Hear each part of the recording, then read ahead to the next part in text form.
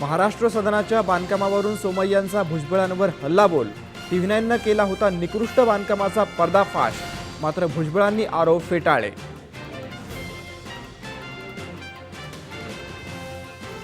मुंबईचे खड्डे बुजण्यासाठी BMCची आता आज रात्रीपर्यंतची नवी डेडलाईन. निकृष्ट माल वापरणाऱ्या ठेकेदारांवर कारवाईचे संकेत.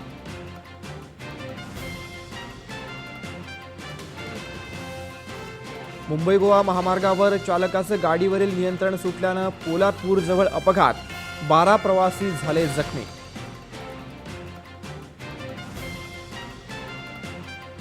माळशेज घाट आणखी 4-5 दिवस बंदच राहणार. दरड कोसळल्यामुळे कल्याण नगर रस्त्यावरची वाहतूक ठप्पच.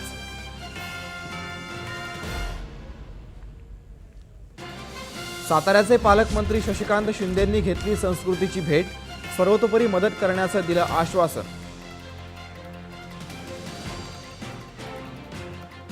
पुण्याच्या अथर्व ट्रॅव्हल्स कंपनीचा पर्यटकांना गंडा. लाखो रुपये घेऊन सहल न घडवता पर्यटकांना लावला चुना.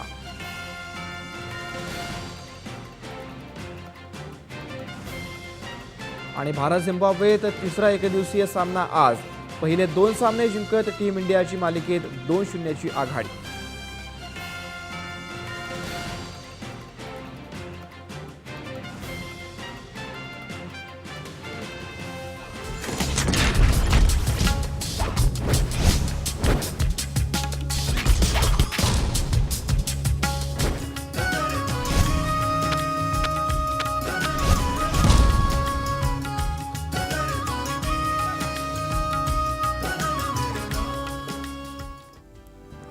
नमस्कार, मी सुनीता. आनंदी वास्तू या आमच्या विशेष कार्यक्रमात तुमचं मनापासून स्वागत करते. प्राचीन भारतीय शास्त्रांपैकी वास्तुशास्त्र हे एक प्राचीन शास्त्र आहे. याला हजारो वर्षांची परंपरा आहे. वास्तुशास्त्र हे देखील ज्योतिषशास्त्रावर आधारित असून या शास्त्राची मूलभूत तत्वे ही सृष्टीमधील पंचमहाभूते आहेत. सृष्टीमधील अग्नी, पृथ्वी, वायू, जल, आकाश या तत्वांवर वास्तुशास्त्र आधारित आहे. वास्तुशास्त्राला प्राचीनतेचा आधार आहे का? वास्तूमधील दिशा ठीक नसतील तर माणसाची दशा होते का? या सर्व प्रश्नांची उत्तरं आज आपण जाणून घेणार आहोत.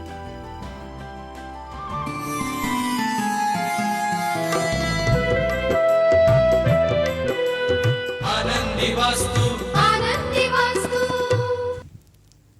आज आपल्या बरोबर आहेत वास्तुतज्ञ आणि ज्योतिष सल्लागार आनंद पिंपळकर. गुरुजी, खूप खूप स्वागत आहे तुमचं. ओम साईराम. साईराम. आनंद पिंपळकर हे प्रख्यात वास्तुतज्ञ आणि ज्योतिष सल्लागार असून आजवर त्यांची 40 पुस्तके प्रकाशित झाली आहेत. आनंदी वास्तू हे त्यांचे सर्वात प्रसिद्ध असे पुस्तक आहे. वास्तुशास्त्रावरील दिनदर्शिका आनंदी वास्तू हे भारतातले फक्त वास्तू आणि ज्योतिष विषयावरचे एकमेव कॅलेंडर आहे. वास्तुशास्त्राविषयी किंवा विवाहासंबंधी तुमच्याही काही समस्या असतील किंवा प्राचीन वास्तुशास्त्र हे नेमकं काय आहे त्यासंबंधी तुमचे प्रश्न असतील तर तुम्ही आम्हाला 9619222999 या क्रमांकावर संपर्क करू शकता.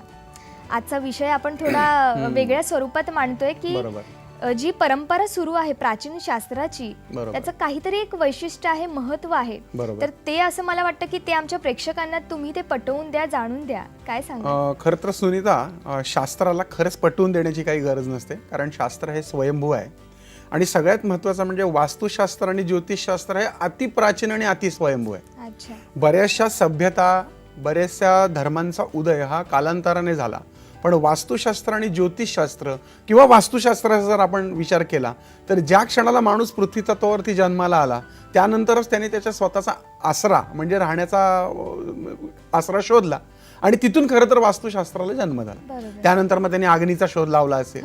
कारण आपण वेगवेगळ्या गुहांमध्ये जी काही गुहा आपल्याला पाहायला मिळतात, प्राचीन गुहा हजारो शेकडो वर्षापूर्वीच्या, त्याच्यामध्ये ह्या जुन्या चित्रांची मांडणी आहे आणि त्या चित्रांमध्ये आपल्याला असं स्पष्टपणाने दिसतं की आगीची निर्मिती कशी झाली, माणसाच्या सभ्यतेचा हळूहळू विकास कसा कसा होत गेला.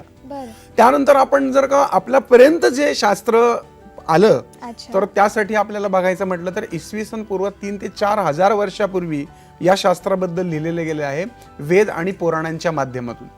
मत्स्य पुराण असेल, विश्वकर्मा संहिता असेल, विश्वकर्मा प्रकाश असेल, किंबहुना या शास्त्राचा जो मूळ पुरुष आहे ज्याला आपण वास्तुपुरुष म्हणतो याचीच निर्मिती मुळामध्ये पुराण काळामध्ये झालेली आहे, ज्यावेळेस ब्रह्मा, विष्णू आणि शिव या 3 तत्वांचा अंमल होता. अच्छा. आता नीट बघशील तर तुझ्या एक गोष्ट लक्षात येईल.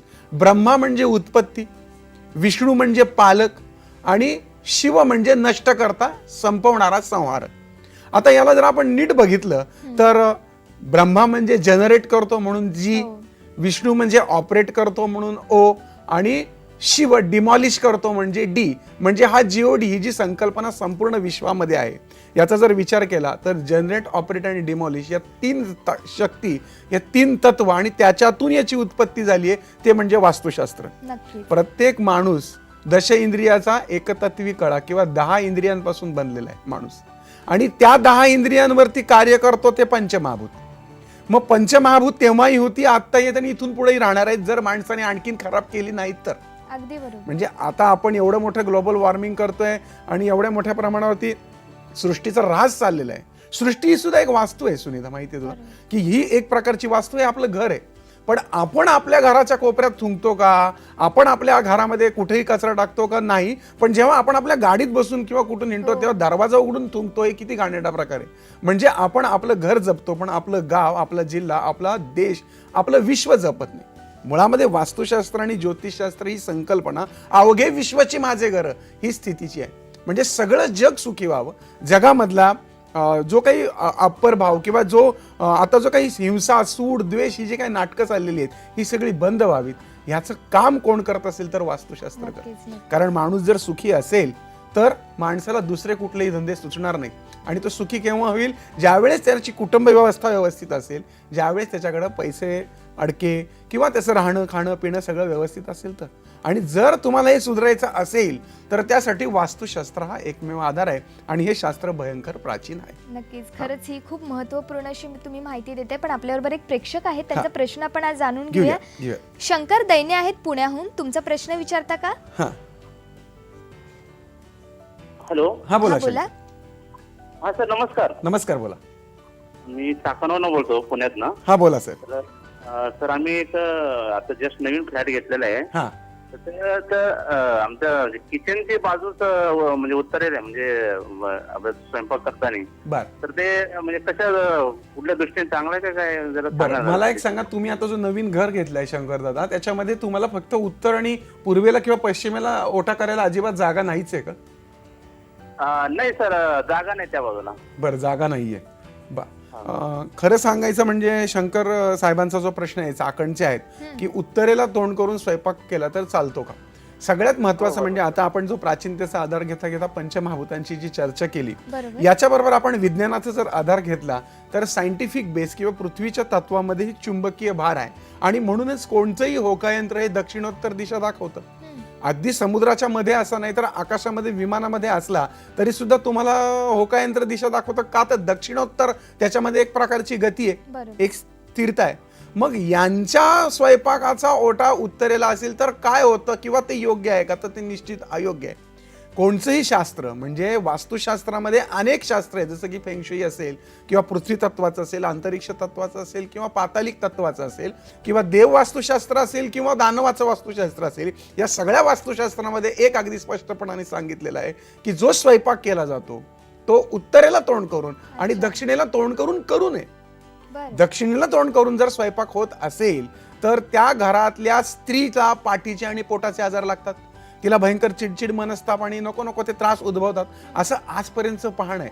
अनेक वर्षांचा अभ्यास करून शास्त्रकारांनी ही गोष्ट शास्त्रात मांडली, आणि आम्ही देखील जेव्हा पाहतो की एखादी घरामध्ये स्त्री सांगते की माझ्या पाठीचा मणका दुखतोय किंवा खूप त्रास होतोय किंवा आजारी आहे, तर निश्चित आम्ही पाहतो त्यावेळेस लक्षात येतं की त्यांचा ओटा जो आहे तो दक्षिण दिशेला आहे. आता शंकरजींचा जो ओटा आहे तो उत्तरेला आहे. आता उत्तरेचा ओटा काय करतो, तर शुद्ध स्पष्ट असं सांगितलंय की उत्तरेला ओटा असेल तर अशी व्यक्ती पैसे जाळून स्वयंपाक करते. म्हणजे तो दिवसभरामध्ये जे अन्न शिजवलं जातं त्या अन्नाची किंमत होते, किंबहुना पैसे जळतात आणि कर्त्याच्या मागं कर्जबाजारी पण आणि आजार पण लागतं, असं शास्त्रांनी सांगितलंय. आता ज्यावेळेस आता काही लोक आम्हाला असं म्हणतात की बुवा आता गेले कित्येक वर्ष आम्ही राहतोय, आमचा पण उत्तरेला ओटा आहे, मग आमच्या वाट्याला कुठं असाल, आमचं तर खूप छान चाललंय. किंवा एकाच बिल्डिंगमध्ये 100 फ्लॅट असतील, प्रत्येकाचं तोंड उत्तरेला होते, प्रत्येकाला दारिद्र्य वाटायला येतं असं नाही. याच्या मागे कर्मविपाक सिद्धांत सुद्धा असतो.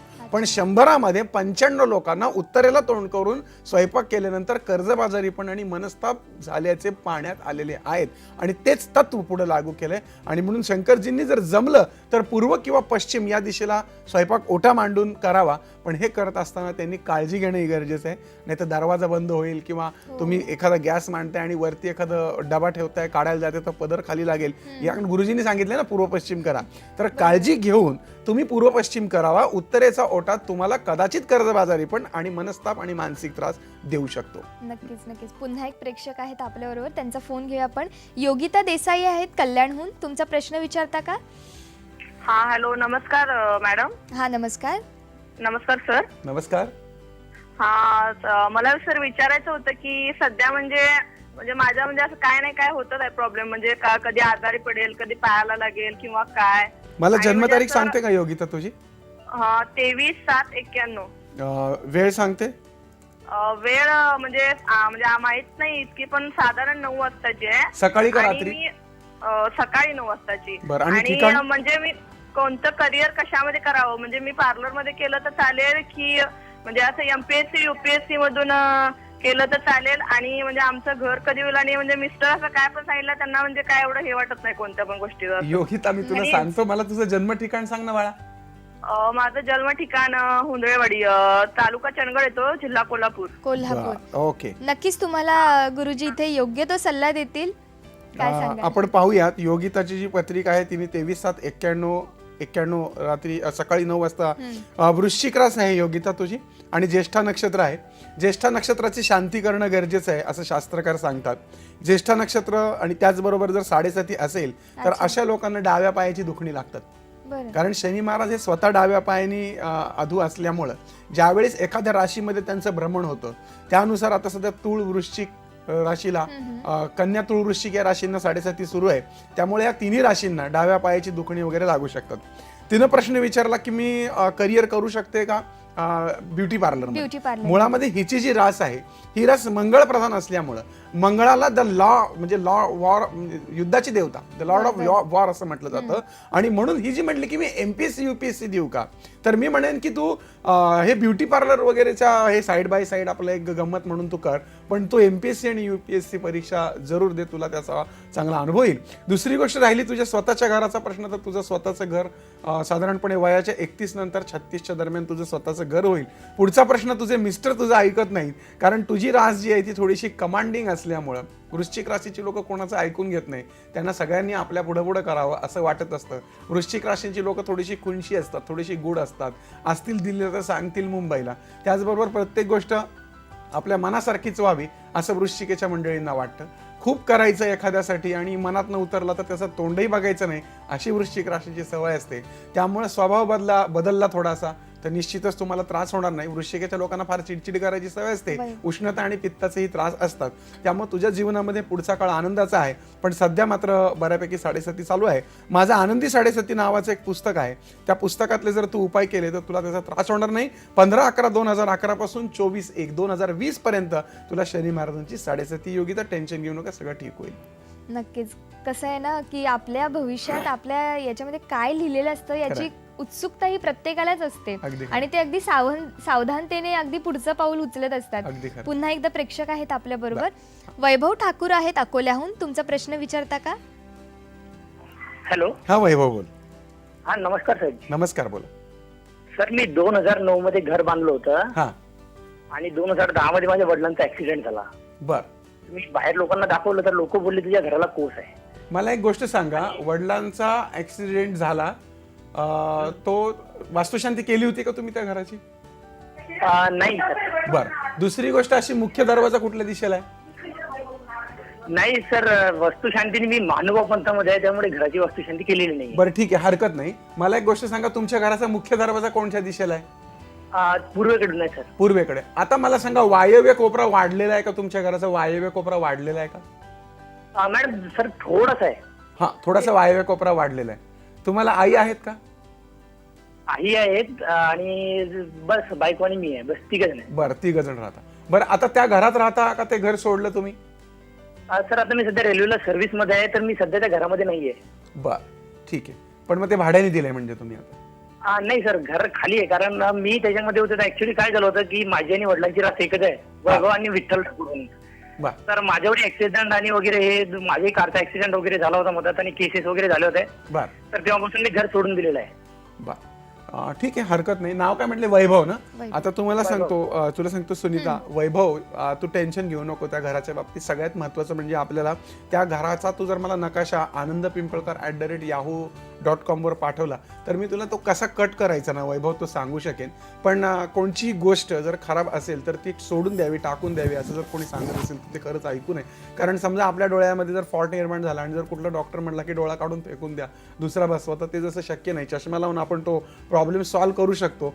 त्याच पद्धतीने हा जो वायव्येचा थोडा कोस आहे, कारण असं शास्त्र सांगतं की वायव्येचा कोस जर असेल तर घरातला जो कर्ता पुरुष असतो त्याच्या जीविताला हानी होते. आता गंमत अशी आहे की तुमचे वडील गेल्यानंतर तुमची आई आता करती आहे, मग आता आईला त्रास होईल, आई नंतर तुम्ही करते आहात, म्हणजे अशा पद्धतीने ती शृंखला होत जाते. पंचमहाभूतांचा व्यवस्थित ताळमेळ जर घातला गेला नाही वास्तूमध्ये तर त्रास होऊ शकतो. वायव्य कोपरा वाढीव असेल तर तांब्याची तार टाकून तुम्ही ती कट करू शकता. आणि त्यासाठी माझं आनंदी वास्तू हे पुस्तक आहे, तुम्हाला अकोल्यात किंवा कुठेही मिळेल. किंवा आता माझं कॅलेंडरही येते सप्टेंबरमध्ये, ते तुम्ही घ्या. त्याच्यामध्ये ते कोर्स कसे काढायचे याबद्दल विशेष मार्गदर्शन केलेलं आहे. सुनीता, मी वारंवार हे जे सांगतो की पुस्तक घ्या, माझं कॅलेंडर घ्या, यामागे मी मार्केटिंग करत नाहीये. मी ते घ्या, विका म्हणून नाही. तू बघशील तर 300 पानाचं पुस्तक, फक्त 100 रुपये त्याची किंमत आहे.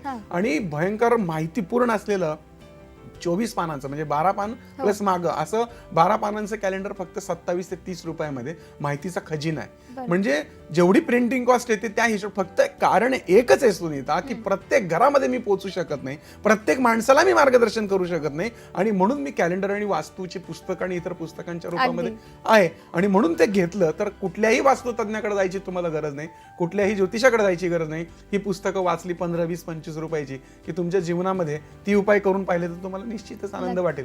आणि असा मी कोणताही दावा करत नाही की बुवा हे केल्यानंतर ते होईल आणि फार चमत्कार होईल आणि पाऊस पडेल.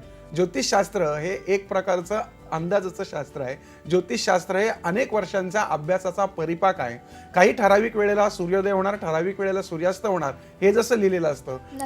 प्रत्येक 10 वर्षांनी सूर्यावरती विस्फोट होतो हे जसं लिहिलेलं असतं, तसं प्रत्येकाच्या पत्रिकेनुसार जीवनात घडणाऱ्या घटनाही लिहिलेल्या असतात. नक्कीच ही महत्त्वपूर्ण चर्चा आपण अशी सुरू ठेवूया, कारण आणि आपल्याला आता पुढे जाऊन थोडं तुमच्याकडून प्राचीन शास्त्र म्हणजे काय ते सुद्धा जाणून घ्यायचंय. वास्तुशास्त्राविषयी तुम्हाला सुद्धा आनंद पिंपळकर यांच्याशी थेट संपर्क साधायचा असेल तर आमच्या टीव्ही स्क्रीनवर त्यांचा ईमेल ID तुम्ही पाहू शकता. वास्तुशास्त्राविषयी तुम्हाला तुमचे प्रश्न असतील तर 9619222999 या क्रमांकावर संपर्क करू शकता. आता वेळ झाले का ब्रेकची, कुठेही जाऊ नका, बघत रहा आनंदी वास्तू.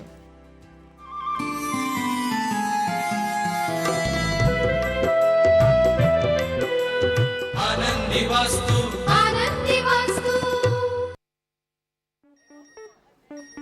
स्मार्टफोन से है जिंदगी, लाइफ में डर न वरी, डाउनलोड्स में बीती रात, बातें हुई सारी रात, मालवेयर फालतू बिल बढ़ाएगा।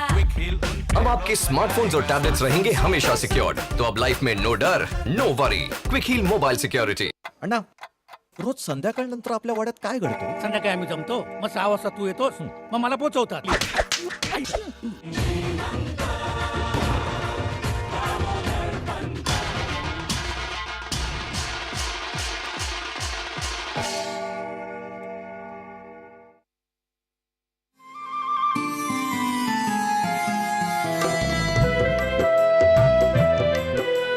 आनंदी वास्तू, आनंदी वास्तू. ब्रेकनंतर आनंदी वास्तूमध्ये तुमचं स्वागत. आज आपण प्राचीन वास्तुशास्त्राविषयी जाणून घेतोय. याविषयी प्रख्यात वास्तुतज्ञ आणि ज्योतिष सल्लागार आनंद पिंपळकर यांच्याकडून ती अचूक माहिती घेतोय. गुरुजी, आता आम्हाला सांगा की वास्तुशास्त्र आणि ते प्राचीन वास्तुशास्त्र याचं महत्व काय आहे? आता तुला सांगू का, ऋग्वेद जे निर्माण झाले त्याच्यामध्ये रत्नशास्त्र आणि वास्तुशास्त्राचा उल्लेख आहे. ऋग्वेदातल्या 6व्या मंडळातल्या 19व्या सूक्तातल्या 10व्या मंत्रामध्ये रत्न कशी वापरावीत, अच्छा, ती वास्तूत कशी निक्षेपित करावीत, वास्तुशास्त्रावर हुकूम वास्तूची रचना कशी असावी, अर्थात तो काळ त्या काळाला अनुकूल अशा त्यात संहिता मांडलेल्या आहेत. आता काळ बदललेला आहे, पूर्वी चुली असतील तर आता हो. गॅस आलेले आहेत, पूर्वी शेणाने सारवायला सांगितलं असेल तर आता फारसे आलेले आहेत. पण काळानुरूप बदललं पाहिजे. पण प्राचीन शास्त्र हे जर नीट बघितलं तर मानवी आरोग्याला अनुकूल करण्यासाठी आणि सगळ्यात महत्त्वाचं म्हणजे त्यानं पाहिलं की हेल्थ इज वेल्थ, आणि म्हणून त्या व्यक्तीचं आरोग्य संपन्न राहावं आणि तो धडधाकट राहिला की मग पुढच्या सगळ्या गोष्टी त्यावर हुकूम आल्या, आणि म्हणून त्यानं त्याच्या आरोग्यावरती जास्ती लक्ष केंद्रित केले. ऋग्वेद असू द्यात, मत्स्यपुराण असू द्यात, किंबहुना माणूस मेल्यानंतर गरुड पुराण वाचतात. तुला माहिती गरुड पुराण घरात ठेवू नये असं म्हणतात, परंतु मेल्यानंतर जे गरुड पुराणाचं पठण केलं जातं घरामध्ये 20-21 दिवस, त्या गरुड पुराणामध्ये सुद्धा वास्तू अध्याय, किंबहुना सगळ्या वेद आणि पुराणांमध्ये वास्तुशास्त्राचा उल्लेख केलेला आहे. फक्त संस्कृतमध्ये असल्यामुळं आणि बहुजन समाजापर्यंत ते पोहोचवलं न गेल्यामुळं त्याचा ऱ्हास मध्यंतरीच्या काळामध्ये होऊन गेला. प्राचीनतेच्या बाबतीत मी नेहमी उदाहरणं सांगतो की आपण मुळामध्ये शिव तत्वातनच जन्म झाला आहे वास्तुपुरुषाचा.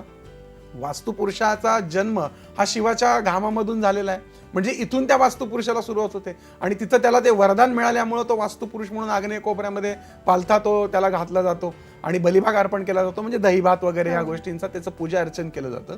म्हणजे सांगण्याचं तात्पर्य असं आहे की इथून सुरुवात झाली शिवापासून.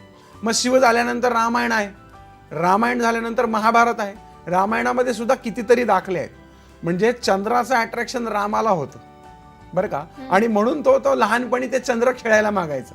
म्हणजे बघा आजकालची पोरं काहीतरी डोरोमान बिरोमान काहीतरी मागतात, पण हा चंद्र मागायचा. याच्यावरनं त्याची पॉझिटिव्हिटी किंवा त्याला आकाशांच्या ग्रह ताऱ्यांशी खेळण्याची इच्छा निर्माण होणारा तो महात्मा होता, म्हणून तर तो राम होता.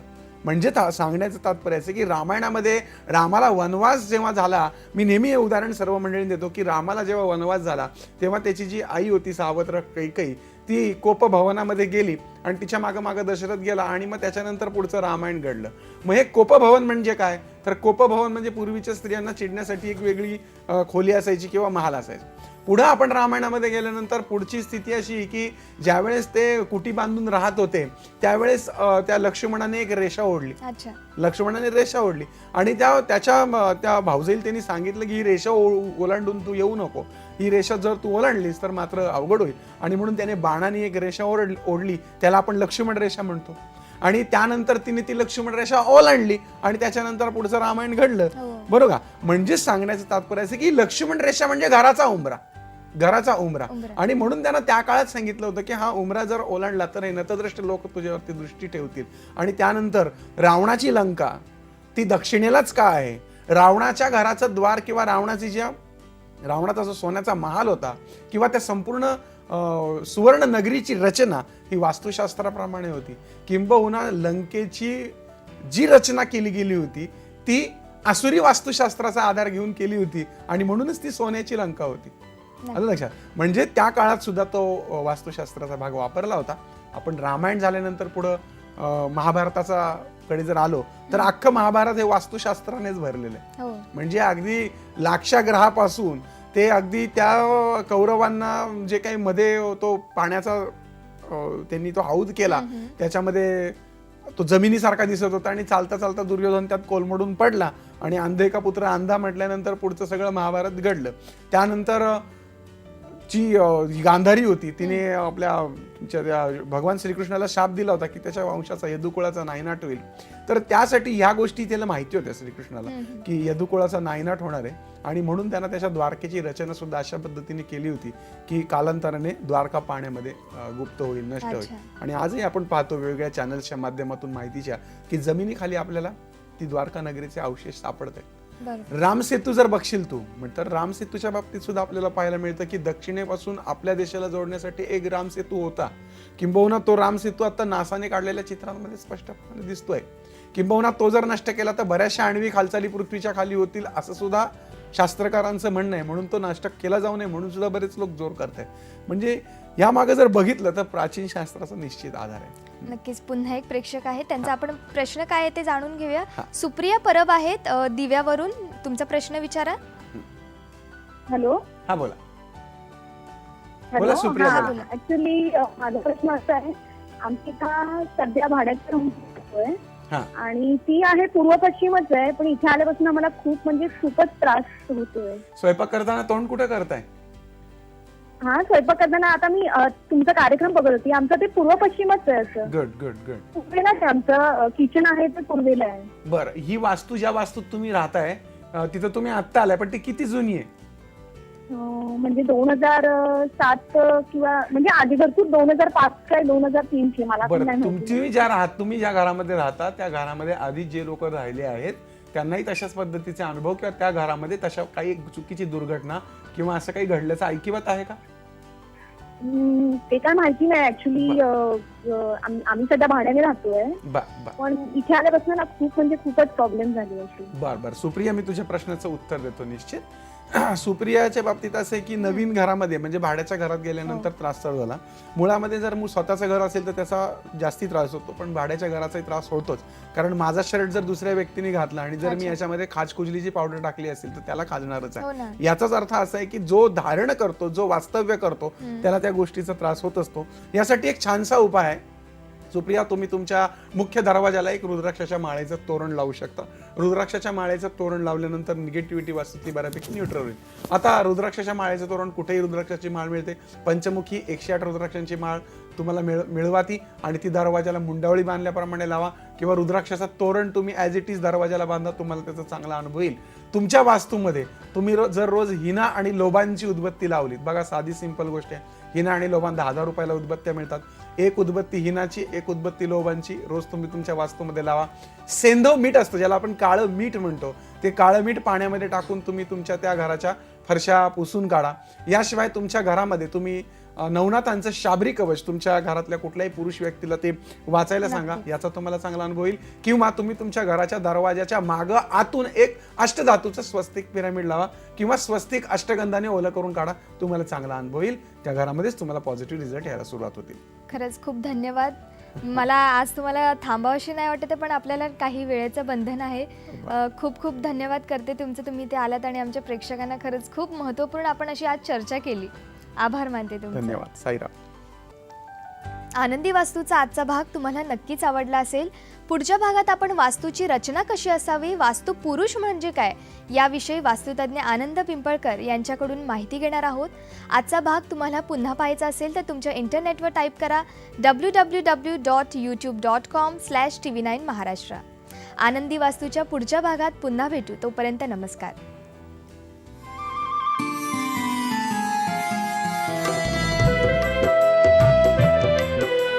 आनंदी वास्तू.